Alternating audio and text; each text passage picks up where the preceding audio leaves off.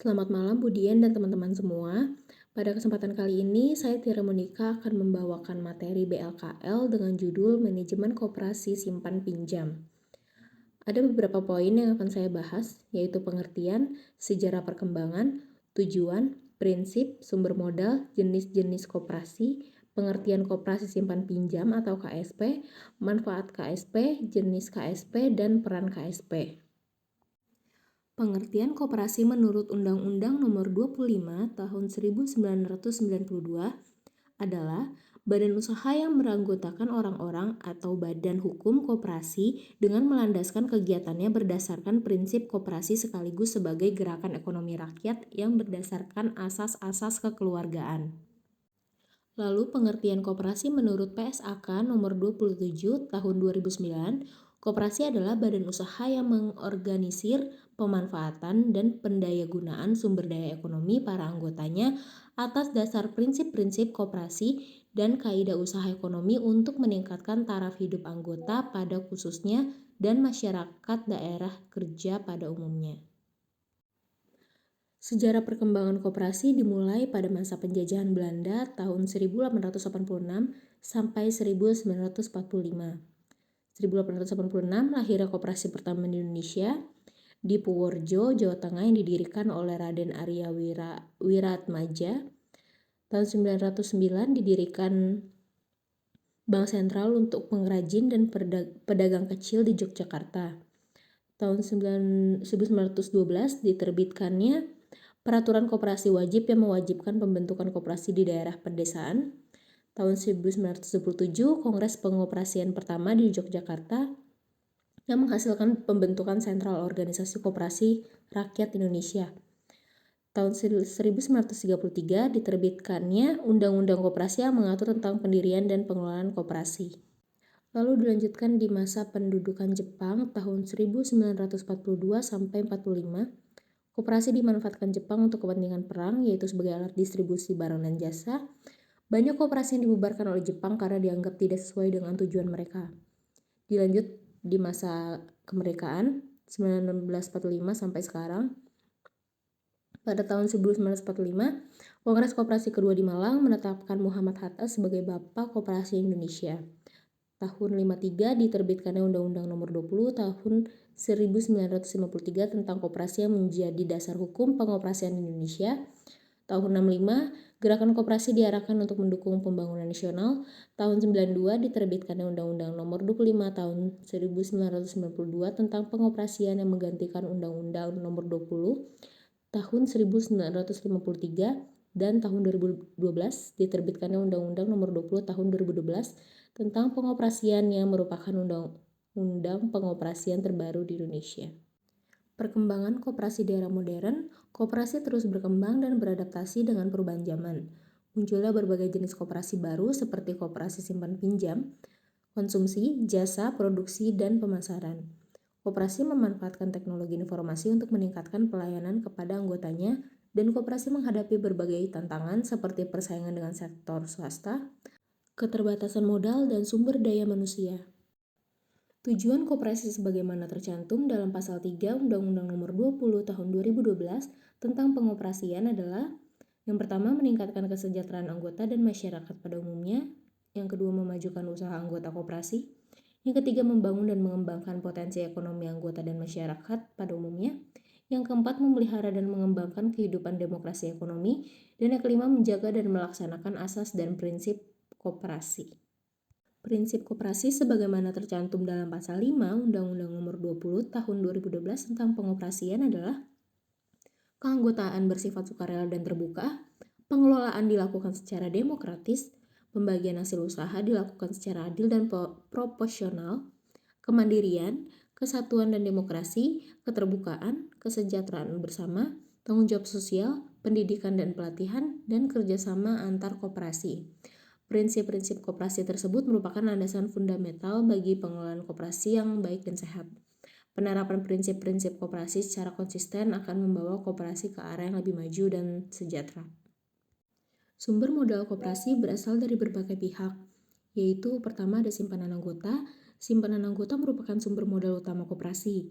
Jenis simpanan anggota dapat berupa simpanan pokok, yaitu simpanan wajib yang disetorkan oleh setiap anggota pada saat pertama kali menjadi anggota. Yang kedua, simpanan wajib, yaitu simpanan yang wajib disetorkan oleh setiap anggota secara berkala. Yang ketiga, simpanan sukarela, yaitu simpanan yang tidak wajib disetorkan oleh anggota, tetapi dapat dilakukan atas dasar kehendak sendiri. Yang kedua, ada sisa hasil usaha atau SHU. Adalah keuntungan yang diperoleh koperasi setelah dipotong biaya-biaya dan dipisahkan dana cadangan. SHU dapat dibagikan kepada anggota koperasi sesuai dengan proporsi jasa usaha yang diberikan oleh masing-masing anggota. Yang ketiga, ada dana hibah yang merupakan bantuan yang diberikan oleh pihak lain kepada koperasi tanpa perlu dikembalikan. Dana hibah dapat berasal dari pemerintah, lembaga swadaya, masyarakat, atau pihak lainnya yang peduli terhadap pengembangan koperasi. Yang keempat, ada pinjaman. Koperasi dapat memperoleh pinjaman dari bank atau lembaga keuangan lainnya untuk membiayai kegiatan usahanya. Pinjaman tersebut harus dibayar kembali oleh koperasi dengan bunga sesuai dengan perjanjian. Yang kelima, modal sendiri. Koperasi dapat memiliki modal sendiri dengan cara menerbitkan saham. Saham koperasi dapat dibeli oleh anggota koperasi maupun pihak lain yang berminat. Berdasarkan Undang-Undang Nomor 20 Tahun 2012 tentang Pengkoperasian, koperasi di Indonesia diklasifikasikan menjadi 5 jenis, yaitu yang pertama, koperasi simpan pinjam atau KSP.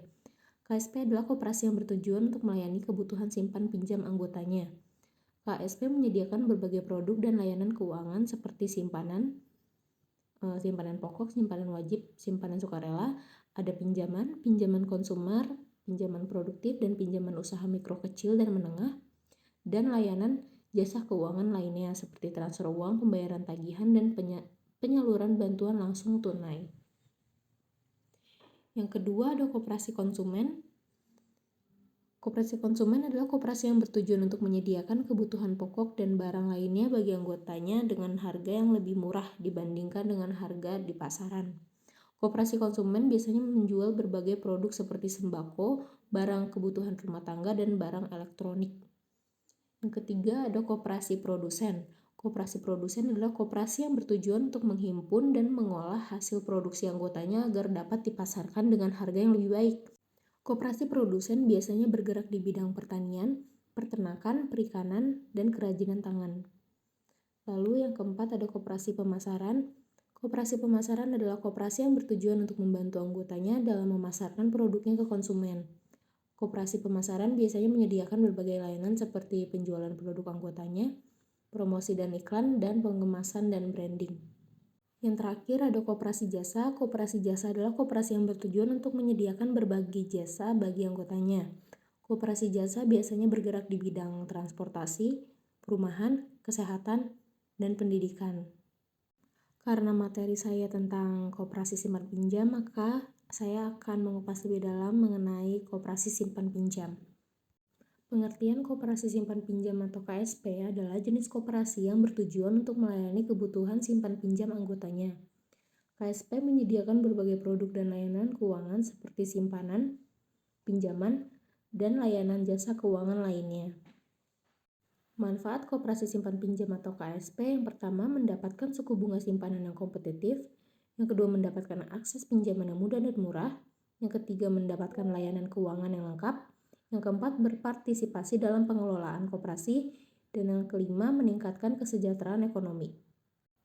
Berdasarkan fokus bisnisnya, koperasi simpan pinjam dapat diklasifikasikan menjadi beberapa jenis, yaitu yang pertama ada KSP umum, menyediakan berbagai produk dan layanan keuangan secara umum.